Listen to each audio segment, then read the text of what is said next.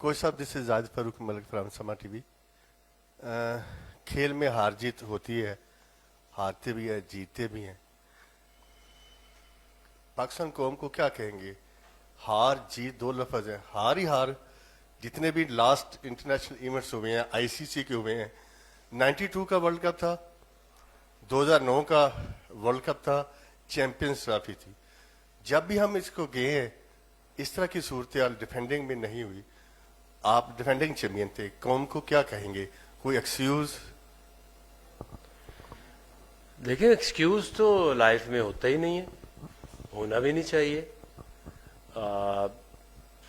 जैसे अगर आप इस टीम को देखें तो जब मैच से पहले तो हम सारे होपफुल होते ही हैं और टीम को बैक भी करते हैं, लेकिन जब टीम खेलती है उसमें फिर उस तरह के रिजल्ट नहीं आते तो सबसे ज़्यादा अफसोस उस प्लेयर को होगा जिससे परफॉर्म नहीं हुआ उस तरह से। ज़ाहिर है प्लेयर्स भी काफ़ी उनको हर्ट है, उनको भी अफसोस है। और आगे जो कौम को जो मैसेज है वो यही है कि आप कोशिश कर सकते हैं और अपनी टीम को बेहतर कर सकते हैं, और तो दूसरा हल नहीं है। क्योंकि अब आज का दिन है, कल एक दूसरा मैच होगा, तो हम तो उनको यही कोशिश करेंगे कि आप क्योंकि इंडिया पाकिस्तान की जो हार और जीत में बहुत चीज़ें इन्वॉल्व होती हैं, आप इमोशनली बहुत हर्ट होते हैं। आप लोगों को जितना अफसोस है उससे कहीं ज़्यादा तो वो प्लेयर्स को होगा ना, उनका क्या हाल होगा। बट यही है कि जो कमियां हैं, जो चीज़ें हम बेहतर कर सकते हैं वो ज़रूर करेंगे। क्योंकि इस तरह के मैचेस में आपके जो नो इम्पैक्ट प्लेयर्स को फिर आप मिस ज़रूर करते हैं। आई एम श्योर कि जो एक चीज़ हम कह रहे हैं कि हमने उनको अच्छी तरह डिफेंड नहीं किया, तो मेरी अपनी सोच है क्योंकि इन पिचेस में आप जितने भी मैचेस इस टूर्नामेंट में हो रहे हैं ये हैं सारे हाई स्कोरिंग।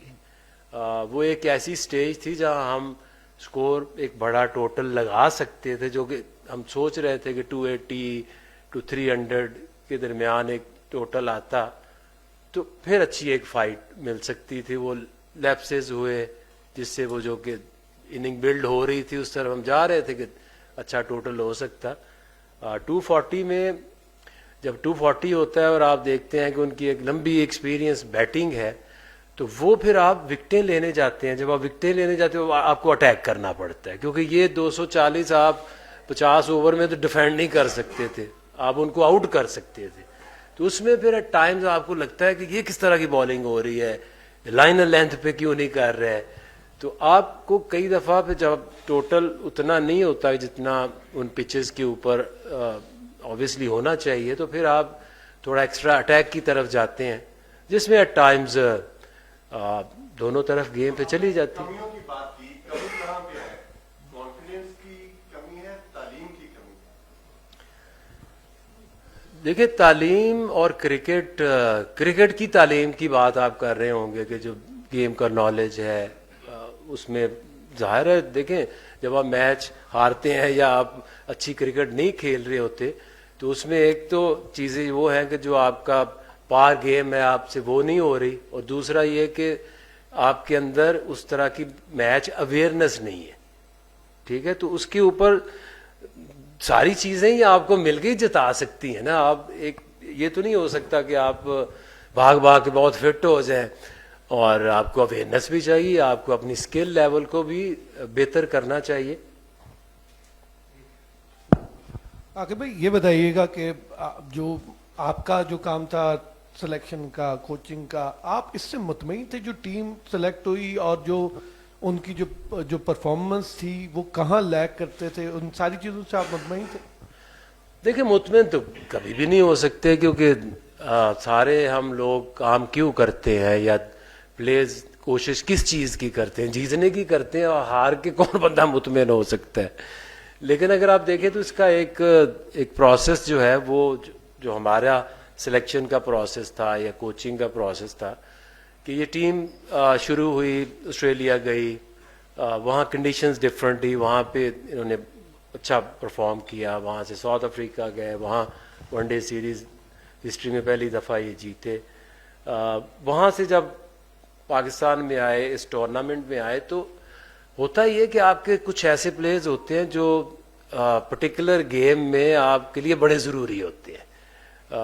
लेट्स से जैसे साइम है या फ़खर है, वो ऐसे प्लेयर्स हैं कि जो एक गेम के अंदर एक पॉजिटिव इम्पैक्ट डालते हैं। उनकी ना होने की वजह से फिर आप की जो ऑप्शंस होती हैं आप उसी तरह जाते हैं। ये ऐसे नहीं हो सकता कि आपके जो मेन प्लेयर्स हैं, लाइक अगर इंडिया के पास अगर बुमराह अभी नहीं खेल रहा तो बुमराह जैसा बॉलर उनके पास और तो कोई नहीं नज़र में आया, या अगर आपके उनके टॉप जैसे प्लेयर्स हैं, कोहली है या रोहित शर्मा है, अगर वो अगर नहीं टीम में होंगे तो उस तरह के प्लेयर तो आपके पास नहीं आ सकते वक्ती तौर पे। तो डेफिनेटली ये वही टीम है मोर और लेस जिसने ऑस्ट्रेलिया में भी खेला, साउथ अफ्रीका में भी खेला। जो लोग चेंज हुए हैं वो उनकी इंजरीज की वजह से नए प्लेयर्स आए। इसमें एक होता कि जैसे मिलिट्री में एक कहा था कि आज जो कहा कि दो प्लेयर्स जो है उन पे हैरत हुई तो उनको सिलेक्ट नहीं किया गया, उनका टीम का इरफान नियाजी का, कि पाकिस्तान साइड पर उनको होना चाहिए था और वो नहीं सिलेक्ट। जी जी, एक आपने की नियाजी की बात, दूसरी सुफियान की। नियाजी ने जो भी अभी ऑस्ट्रेलिया ले लें, साउथ अफ्रीका ले लें, अभी तक उसने एक मैच खेला था। हम कई दफ़ा ना थोड़ा सा T20 को और वनडे की परफॉर्मेंस को ना मिक्स कर देते हैं। Niazi is a wonderful talent, लेकिन अभी तक उसने वनडे क्रिकेट में कोई ना मैचेस इतने खेले, 8-9 मैचेस है, 9-10 मैचेस है, और उसकी कोई भी परफॉर्मेंस ऐसी नहीं है, एक भी उसकी इनिंग ऐसी नहीं उसमें लगी कि आप कहें कि जी हमने नियाजी को मिस किया है। अगर आप उसके देखेंगे खोल के, अभी स्टैट्स देखेंगे, तो कोई ऐसा इम्पैक्ट नहीं क्रिएट किया था। हाँ, तैयब ताहिर ने जिम्बाब्वे में आया, उसमें एक इम्पैक्ट शो किया, फिर साउथ अफ्रीका में भी उसने 1-2 मैचेस में बड़ी अच्छी परफॉर्मेंस दी।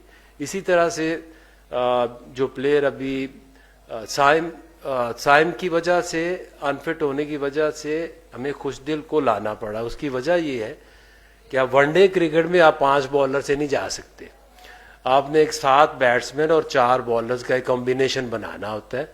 जब तक साइम था तो वो अपनी टॉप में बैटिंग करता था और 7-5-6 ओवर आगा के साथ वो शेयर करता था। जब वो नहीं था तो फिर हमने यही देखा कि अगर आप पूरी उसकी थोड़ी सी रिसर्च करें तो जितनी ज़बरदस्त परफॉर्मेंस खुशदिल शाह ने दी है 1.5 साल के अंदर जो वो क्रिकेट हुई है, तो उसकी सबसे ज़्यादा उसकी विकेटें कंपैरिजन नहीं है। ये नहीं है कि कोई उसके क्लोज है या उसके पास था। तो हमारा काम क्या है सिलेक्शन कमेटी का कि हमने एक जो बेहतरीन ऑप्शन है रिप्लेसमेंट, हमने वो खिलानी। सुफियान की अगर बात करें तो हमने ज़रूर उसे साउथ अफ्रीका में एक मैच दिया था और उसका एक ही मैच है अभी तक, और उसके अलावा हम उसके पोटेंशियल के ऊपर उसको हम लेके गए थे। T20 में पहले लेके गए, फिर जिम्बाब्वे में आए, जिम्बाब्वे में उसने बहुत अच्छी परफॉर्मेंस दी, तो उसको हमने कासिम अकरम को ड्रॉप करके हमने उसको प्रेफर किया और उसको वनडे में साउथ अफ्रीका में लेके गए। वो एक ही मैच खेला था और अभी तक उसका कोई लिस्ट ए मैच भी नहीं है, कोई उसका फर्स्ट क्लास मैच भी नहीं है। ठीक है, तो उधर भी हमने उसको जो आखिरी वनडे खिलाया था वो अबरार को रेस्ट दे के ये कोशिश की थी कि जो प्लेयर आए वो कम से कम टूर के ऊपर खेले जरूर। तो हमें पता है, हम खुद ही उसे लेके आए और हमें पता है कि कहाँ पे आप किस प्लेयर को फिट इन कर सकते हैं। Hi, Akib, you spoke about game mentality. You spoke about Indian, like, the Bumrah not being there, but Virat Kohli around and everyone around, and there's a second line of thing. Do you think what is the difference between the two teams? That's like now we are seeing in ICC tournaments in particular that do you think that with Pakistan the second line of the young bunch of cricketers are somehow not being able to complement to the seniors in case they have a bad day, like seniors have a bad day in the office? Do you think that somewhere the experience is lack of experience is somehow hurting them? I mean, look, when the Pakistan India is playing, it's not only a cricket; it's more than that. You need a lot of experience. I can share with you the numbers. The numbers are like this Indian team was the most experienced.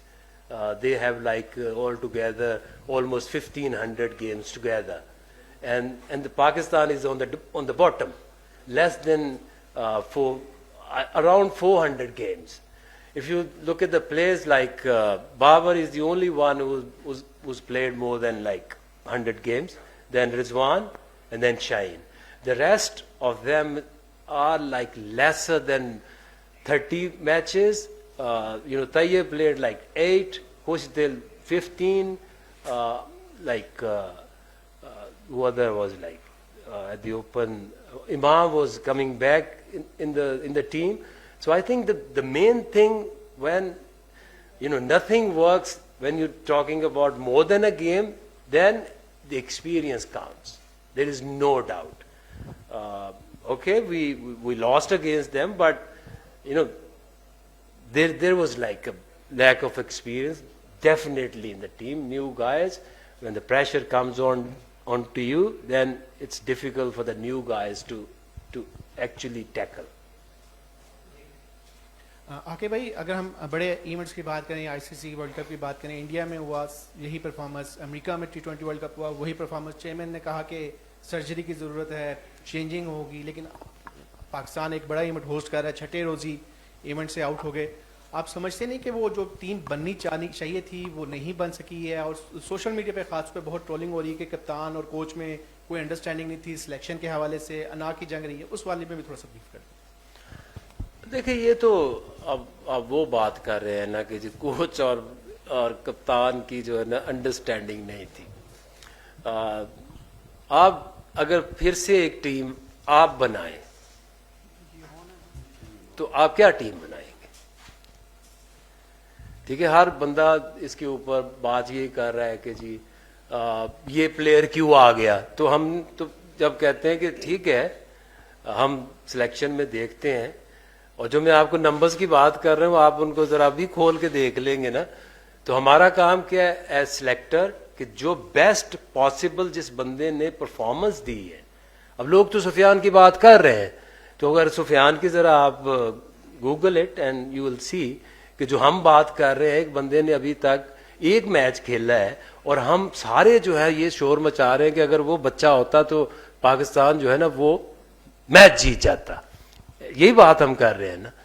दूसरी हम बात ये कर रहे हैं कि ये हमारी बेस्ट पॉसिबल यही टीम थी. साउथ को लाना इन कंडीशंस में इसलिए जरूरी था कि वो अगेंस्ट स्पिन इन पिचेस के ऊपर बेहतर ऑप्शन है. एक जो स्पिन को टैकल करना, एक लॉन्ग इनिंग खेलने की कैपेसिटी है, और इसमें कोई ऐसा प्लेयर नहीं है जिसने परफॉर्म नहीं किया. साउथ ने टेस्ट मैचेस में परफॉर्मेंस दी, साउथ ने साउथ अफ्रीका में भी परफॉर्मेंस दी, कामरान गुलाम ने साउथ अफ्रीका में भी अच्छी परफॉर्मेंस दी.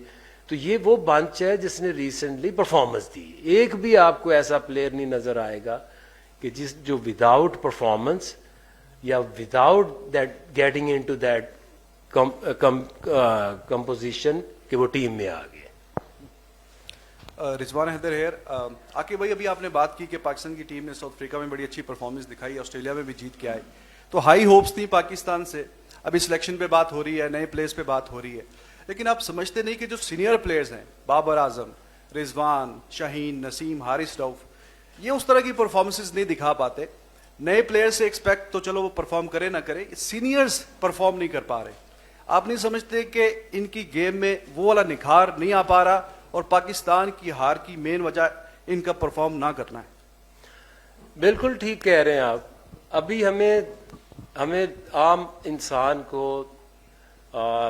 जो कि ग्राउंड में खेल नहीं रहा और वो उस मैनेजमेंट का हिस्सा नहीं है, उसको रीज़न चाहिए ना कि ये टीम हारी है, तो उसकी हमें कोई रीज़न बताओ कि ये वो 1 2 3 लोग हैं जिनकी वजह से ये टीम हारी है, ताकि आपको ये पता चल जाए कि यार हमें ये तो पता चल गया कि इनकी वजह से ये मैच हारे. तो ये पूरी टीम आ रही है। जहां तक आप बात कर रहे हैं बाबर की, रिजवान की, शाहीन की, नसीम की या हारिस की, इस टीम को बनाने में जो हमारी सोच थी वो यही थी कि हम अपनी बेस्ट जो पॉसिबल 11 है या 15 है वो बनाएं।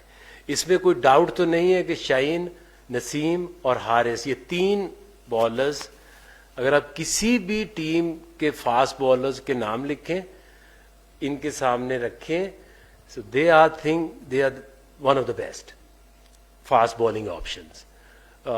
इसके अलावा अगर आप बाबर की देखें तो बाबर के अलावा आपके पास कौन सी ऐसी ऑप्शंस हैं कि हमें हमेशा बात ये करते हैं कि टीम हार गई, टीम को चेंज कर दे। ये the most inexperience team already है, इसके 400 मैच नहीं बनते ऑल टुगेदर, किसी के 15 हैं, किसी के 24 हैं। अभी आप नसीम को कह रहे हैं कि Naseem is the most experience and senior player, उसके नंबर देखें कितने मैच है उसके, 25 मैच है। हारिस के 43 मैचेस हैं, शाहीन के कुछ 70 के करीब वनडे हैं। तो हम ये सोचते हैं कि मैं यही समझता हूं कि मेरे लिए यही बड़ी एक शॉकिंग है कि हम 25 मैचेस वाले को कह रहे हैं कि ये मोस्ट सीनियर लोग हैं, उन्होंने परफॉर्म नहीं किया। Yes, they are very talented. ये अगर उनकी आप रिकॉर्ड भी देखें तो ऐसा नहीं है कि वो कुछ करके नहीं आए हुए, दे बीन डूइंग वेल। हाँ, पर्टिकुलर डे उस दिन या इवन के ये ट्राई सीरीज से लेके अब तक उस तरह की परफॉर्मेंस हमारी नहीं आ रही, ये एक हकीकत है। हाई स्कोरिंग रन्स बन रहे हैं इसमें। एट टाइम मैं ये भी देख रहा हूं कि हर मैच में 70 स्कोर खाएंगे, 80 स्कोर खाएंगे, जब एवरेज स्कोर यहां बन 350 रहा है, 330 बन रहा है, तो वो बॉलर्स ने जिन्होंने एंड में बॉलिंग करनी है तो रन्स उन्हीं को पड़ेंगे ना। तो देखिए ये सबको ही पता है ना कि हम इनकी बात क्यों कर रहे हैं कि हमें इनसे एक्सपेक्टेशंस थी। इस टीम के अंदर अगर साइम नहीं है, फखर नहीं है, तो हम किन की तरफ देखते हैं? बाबर की तरफ देखते हैं, रिजवान की तरफ देखते हैं, शाहीन है, नसीम है और हारिस है। ये आपके 5 वो लोग हैं ना जिनको लोग हाई रेट करते हैं। इन्होंने आपकी एक्सपेक्टेशन के मुताबिक परफॉर्म किया नहीं किया, तो इसलिए तो हम हार गए। लेकिन आप ये नहीं कह सकते कि ये 5 जो हैं वो उनको टीम में नहीं होना चाहिए था या आगे नहीं होना चाहिए। इम्प्रूवमेंट देखें, इम्प्रूवमेंट तो आपको एज प्लेयर आपको लानी है ना, और इसको तो कोई रोक नहीं सकता किसी के प्रोसेस को कि हम सारे, आपको क्या लगता है कि मैं बाहर जो बैठ के या हम टीम बनाते हैं तो हर बंदे की एक ख्वाहिश है, बट आप जहां वहां खेलते हैं फिर वहां पे आपकी टाइम परफॉर्मेंस नहीं आती, तो टीम हारती इसी वजह से है कि उनके जो मेन प्लेयर्स हैं जब वो स्ट्राइक ना करें। आके भाई आपने इधर इस साइड पे हूं मैं, आपने इनके मैचेस बताए हैं कि इन्होंने बहुत कम मैचेस खेले हुए हैं, लिहाजा बाकी दुनिया के प्लेयर्स के मुकाबले में इनका एक्सपीरियंस कम है। लेकिन जो हमारी कैंपेन पिछले 4 टूर्नामेंट्स के अंदर रही है, 2023 का एशिया कप श्रीलंका वाला, इंडिया वाला one day world cup, America world cup और ये वाली जो चीज थी, ये अब जरूरी तो नहीं है कि 300 मैचेस खेलने के बाद ही हमें शाहीन, बाबर, रिजवान या नसीम मैचेस जितवाएंगे। इस मुल्क में नजफ शाह 1-2 मैचेस खेल के वापस नहीं आया। सलीम इलाही का कैरियर देख लें, वजाहतुल्लाह वास्ती का कैरियर देख लें, आसिम कमाल का कैरियर देख लें। तो अब ये कौम को बिल्कुल ही दीवार, इसी पिंडी स्टेडियम के अंदर हम बांग्लादेश से 2 मैचेस हारे और आपने इन सबको घर भेजा था, फिर जाके कुछ टीम बेहतर हुई, गो के स्पिन एडवांटेज था। तो अब क्या बेंचमार्क ये है कि ये 200 मैचेस खेल के अगले मजीद 4 इवेंट्स के अंदर आपको, हमें, पूरी कौम को, बोर्ड को ये ऐसे ही सैड करके जाएंगे? क्योंकि ये तो नहीं हम कह सकते हैं कि जनाब इनके मैचेस 50 हैं तो इसलिए ये कुछ नहीं कर रहे हैं। और एक और सवाल आपसे बड़ा जरूरी है, इस पर डिबेट माइकल अथर्टन ने भी किया है। एज ए कोच, मैं एक्सक्यूज नहीं आपसे लेना चाह रहा, एज ए कोच आप क्या फील करते हैं कि इंडिया को एक एडवांटेज है, एक ही होटल, एक ही बेडरूम, एक ही बस, एक ही वेन्यू पे बैठे हुए हैं, तो वो चीज उनको दुबई में फेवर कर रही है? आप क्या असेसमेंट है आपकी? देखिए वो तो किसी रीजन से वो दुबई में बैठे हैं ना, तो अगर उनको एक रीजन से वो दुबई में सिर्फ उनके मैचेस हो रहे हैं तो डेफिनेटली आप एक पिच पे खेलोगे, एक ग्राउंड में खेलोगे वो उनका एडवांटेज तो होगा, लेकिन हम इसलिए नहीं हारे कि उनको कोई होटल का एडवांटेज था या उस पिच का एडवांटेज था। हमारे लिए ना वो पिच नहीं थी और ना ही उन्होंने हमारे आने से पहले को 10 मैच खेल लिए थे उसके ऊपर। दूसरी बात जो आपने की ना कि नजफ शाह और जितने भी आपने नाम लिए हैं वो सारे फेलियर्स हैं। 2 मैच खेले, 3 मैच खेले, 4 मैच खेले, 5 मैच खेले। हम उस तरह से नहीं करना चाहते कि हम एक गुस्से के अंदर, क्योंकि ये मैच हार गए हैं। अभी ये एक टीम आपकी ऑस्ट्रेलिया में सीरीज जीती उन्होंने, साउथ अफ्रीका में उन्होंने वो किया जो कभी ना हुआ। तो इसका मतलब ये है कि इस टीम के अंदर सबसे हमारे लिए जो पाकिस्तानी टीम है या कोई भी एशियन टीम, उसके लिए सबसे मुश्किल टास्क क्या होता है यार, ऑस्ट्रेलिया में कोई सीरीज जीतना या साउथ अफ्रीका में कोई सीरीज जीतना। उसके बाद जब आप पाकिस्तान में आते हैं तो यहां हम सोचते हैं ना कि यार ये तो हमारी होम ग्राउंड्स हैं, इधर हमें बेहतर परफॉर्म करना पड़े। तो वहां पे हमसे परफॉर्म नहीं हुआ। उसकी क्या वजह है? वजह यही है कि आपने एक मैच में जहां दुबई में आप खेले हैं तो वो इंडिया और पाकिस्तान में तो स्किल भी नीचे रह जाती है, टैलेंट भी दब जाता है। वो तो आपने उस तरह से जो प्रेशर को हैंडल करके आपने जो कर दिया उस दिन, वो टीम जीत जाएगी। अब आगे क्या करना है? आगे अब वही करेंगे जो इस टीम की बेहतरी में। फिर आपकी डिमांड हम सब की तो यही है ना कि यार अब हारे हैं, अब कल भी एक मैच है, अब आप तो के लिए तो ठीक है कि आप स्टिक टू इंडिया मैच मत छोड़ें, उसी को थोड़ा और उसको दबाएं। लेकिन हमारा काम ये है, चार टूर्नामेंट्स के अंदर पाकिस्तान का डिबेकल हुआ है। सिर्फ कौम का ये सवाल है, एज ए जर्नलिस्ट मैं कह रहा हूं, लोगों के जज्बात यही है कि 4 टूर्नामेंट में ये उस मॉडर्न डे को, रिक्वायरमेंट को टच नहीं कर पा रहे हैं। लेकिन आप कह रहे हैं कि मैचेस कम है तो शायद क्या 300 मैचेस खेल के हम उस स्टेज को टच करेंगे। अब देखें ना कि इसमें हम क्या हाल कर सकते हैं कि हमने कितने सारे नए लड़के डाले हैं ना, जिनके किसी का 8 है, किसी के 9 है। तो आप कोशिश क्या कर रहे हैं कि आप ऐसे प्लेयर्स को अंदर ला रहे हैं जिससे आपकी टीम बेहतर हो जाए, और तो कुछ हल नहीं है। ठीक है, अगर ये तो नहीं हम कर सकते कि जी इनको ये जो टीम हार की सारी बदल दें, अंडर 19 की टीम खिला दें। तो यही टीम है। इवेंट अपनी जगह है, क्रिकेट अपनी जगह है। अब मुझे तो ये लगता है कि ये बेहतर कुछ इन्होंने क्रिकेट खेली है, पिछले 3-4 महीने से बेहतरी आनी शुरू हुई है। अब उसमें ये तो नहीं हो सकता कि एक मैच हार गए, तो अगर इंडिया से मैच ना होता तो हम आज इतना ना अफसोस मना रहे होते, क्योंकि उसमें हमारी फीलिंग, हमारी इमोशन कुछ ज्यादा हर्ट हो जाते हैं। तो आपका देखें, मैं हमेशा रिस्पेक्ट करता हूं हर जर्नलिस्ट की, हर क्रिटिक की, जो लोग टीवी के ऊपर बैठ के एक्स क्रिकेटर्स हैं, because they are doing their own job. वो आपका अपनी जॉब है, उनका अपना काम है, हमारा अपना काम है। हम अपनी कोशिश में लगे रहेंगे और हमारी कोशिश ये है कि अभी जाके हमने प्लेयर्स को और खुद को रेडी करना है कल के मैच के लिए।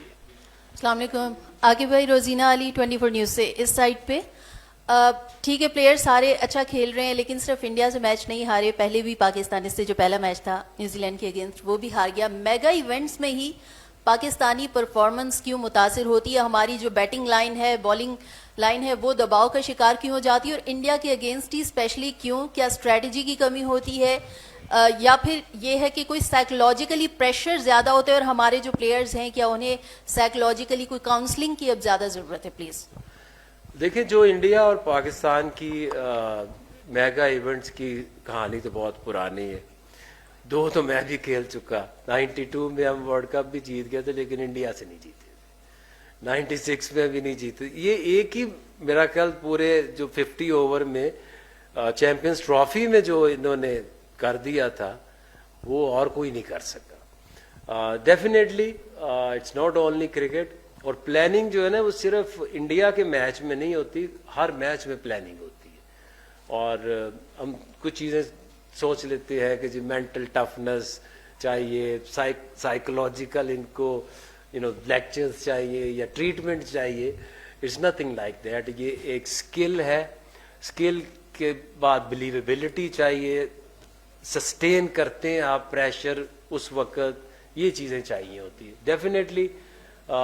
जब प्रेशर आता है इंडिया की, तो मेरा ख्याल है कि वो जो एक इमोशनली हम उसको सही डील नहीं करते, अंडर प्रेशर हो जाते हैं अच्छे खासे जाते जाते ही, तो डेफिनेटली वो एक फैक्टर तो ज़रूर है। Hello, this is Shahan Papan from Bangladesh. Actually, I want to know that this is Bangladesh versus Pakistan. This is the last match for both teams. What do you thinking about this match? And another one, Bangladesh couldn't win so far, and host side also. Is it a prestigious match or interesting match? Thank God you're the one who's moving forward. I mean, look, when it's come to cricket, the outsiders mainly only focused particular games. For a player, if you monitor something, what is going on here, what is going on there, every game brings lot of pressure, because when you walk to bat, nothing is easy. Always you start from zero, and look, this is Champions Trophy. This is not World Cup. There is nothing pre-qualification or lesser teams. The top 8 best teams are playing Champions Trophy. The tomorrow game is as important as any game, because once you are down, you wanted to make a mark and come back in life. And I would say very important day tomorrow, and this is how we're going to work hard, looking towards tomorrow's game and moving forward. Thank you very much Aqib भाई। राजा Mohsin Ejaz ARY news से।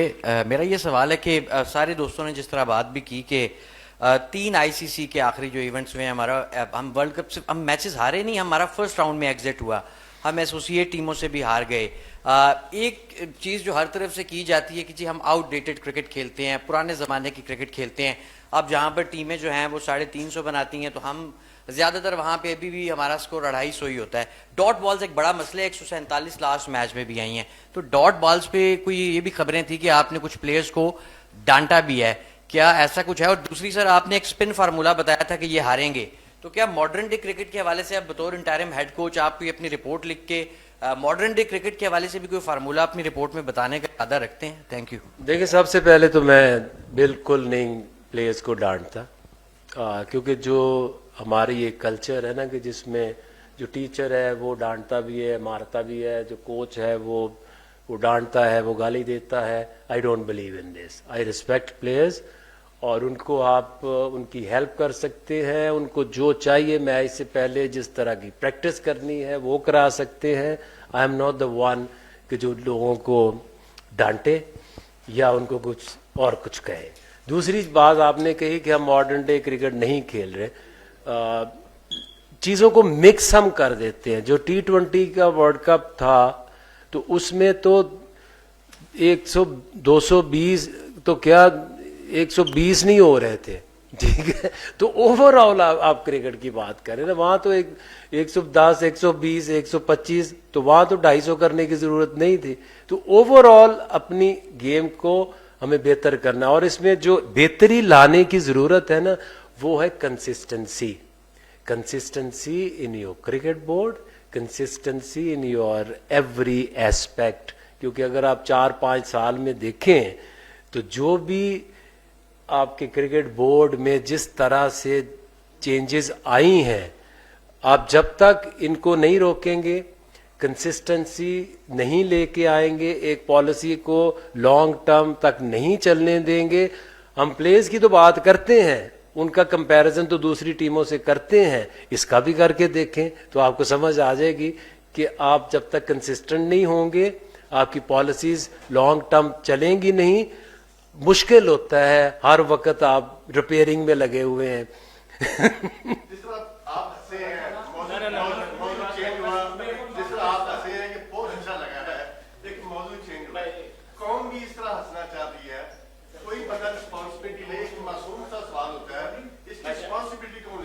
मैं ले रहा हूं, देख, चाहे कुछ भी हो, ये रिस्पॉन्सिबिलिटी मेरी है, ठीक है? और आप जो भी मेरे से सवाल कर सकते हैं, आप कर सकते हैं।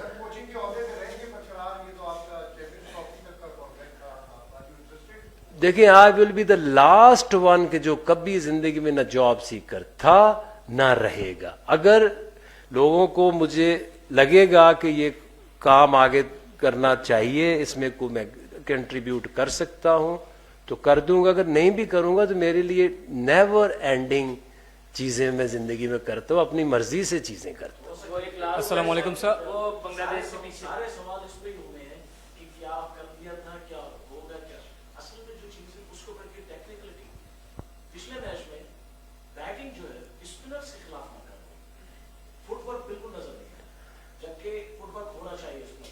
और पाकिस्तान की बैटिंग जो है हमेशा फुटवर्क के ऊपर चली स्पिनर्स के खिलाफ, और स्पिनर्स के खिलाफ जब तक अपना फुटवर्क यूज नहीं होगा, उसको एग्रेसिव नहीं करेंगे और हमें वो चीज नजर नहीं आएगी।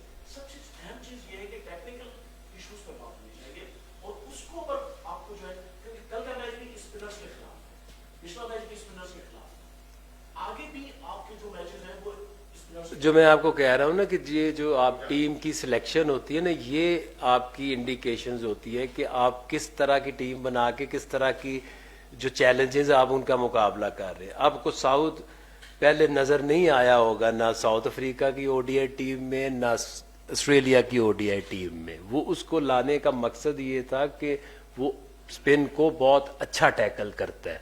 तो आप हर बंदे को सिखाने की कोशिश तो हर बंदा करता है, लेकिन कुछ लोग स्पेशलाइज्ड होते हैं डिफरेंट स्किल्स और डिफरेंट बॉलर्स के अगेंस्ट। तो डेफिनेटली इसको हमें भी बीच में लैक हुआ और हो रहा है, इट इज कंटिन्यू, अभी भी हो रहा है। जिस तरह आप देखें ना, गेम अवेयरनेस बड़ी अहम चीज है। जिस तरह रिजवान ने और सऊद ने दुबई में भी मैं आपसे मैंने यही सवाल किया कि स्पिनर के खिलाफ जो है, जब आपको रोटेट करने की स्ट्राइक, आपने रोटेट नहीं किया, आप अपने आप को एक शैल में ले गए, और वही उसी गलती की वजह से वो बॉलर जो है। सर आप क्वेश्चन करेंगे क्योंकि यहाँ पे डिबेट में क्वेश्चन करें आप, इसलिए हर दफा बाकियों को भी मौका देना हम लोगों ने। आप अच्छा, कोई बात आपने बारी का वेट भी नहीं किया, उनकी लिसनर्स है कि वो आपको जवाब दे रहे हैं, लेकिन आपने अपनी बारी का वेट नहीं किया, आपको अलाउ भी नहीं किया था, थोड़ा सा वेट। अच्छा, चलिए आगे पूछिए। Assalamu alaikum. Myself Jahirul Islam. I'm from Bangladesh. Our channel name is Channel 24. First of all, I have two questions about. One is for Pakistan, one about for Bangladesh. The legendary pace bowler Shoaib Akhtar accused during the television show. He said that Pakistan cricketer has no talent. Are you agree with him? And my second part of the question is, you yourself are a great pace bowler. And what about your opinion about Bangladeshi pace bowling, especially Nahid Rana?